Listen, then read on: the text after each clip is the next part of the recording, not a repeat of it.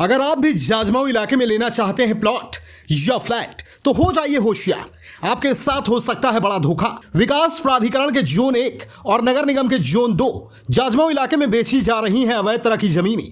उद्योग व्यापार करने की शर्तों पर लीज पर ली गई जमीन जो अब तक एसआर ग्लू एंड केमिकल्स के नाम से जानी जाती थी, वहां अब चालू है प्लॉटिंग का कार्य। छोटे छोटे टुकड़ों में बेचे जा रहे हैं प्लांट।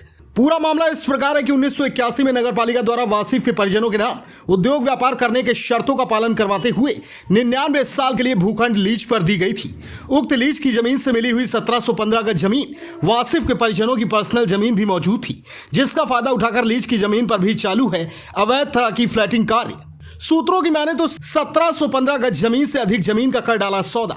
अगर समय रहते उचित जांच होगी तो कोलकाता ट्रांसपोर्ट और टेंडर्स पॉइंट वालों के साथ कई अन्य लोगों के हाथ बेची गई जमीन में 1715 गज जमीन से अधिक जमीन बेचे जाने का हो सकता है खुलासा। वहीं इलाकाई लोगों की माने तो विकास प्राधिकरण के कुछ भ्रष्ट कर्मचारियों की मिलीभगत से जारी है अवैध तरह प्लॉटिंग। वहीं एसआर ग्लू एंड केमिकल्स पर समय रहते कार्रवाई न होने से लीज की जमीन के मालिकों का मनोबल इतना बढ़ गया कि अपनी दूसरी फैक्ट्री नसीम केमिकल्स, जिसकी जमीन भी लीज पर होने के बावजूद लीज की शर्तों का उल्लंघन करते हुए मनमाने तरीके से बना डाली मार्केट। यदि एसआर ग्लू एंड केमिकल्स नाम से पूर्व में रही फैक्ट्री की पूरी जमीन की लेखपाल द्वारा नाप करवाई जाएगी तो सभी षड्यंत्रकारियों के चेहरे हो जाएंगे बेनकाब।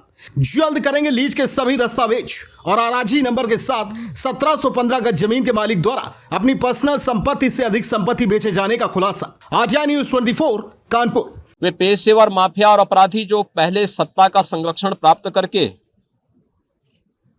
प्रदेश में गरीबों का, व्यापारियों का, महिलाओं का, उनकी सुरक्षा पे सेंध लगाने का कार्य करते थे, या जिन्होंने सरकारी संपत्ति पर, सार्वजनिक संपत्ति पर कब्जा करके प्रदेश में अव्यवस्था पैदा करने का कार्य किया था,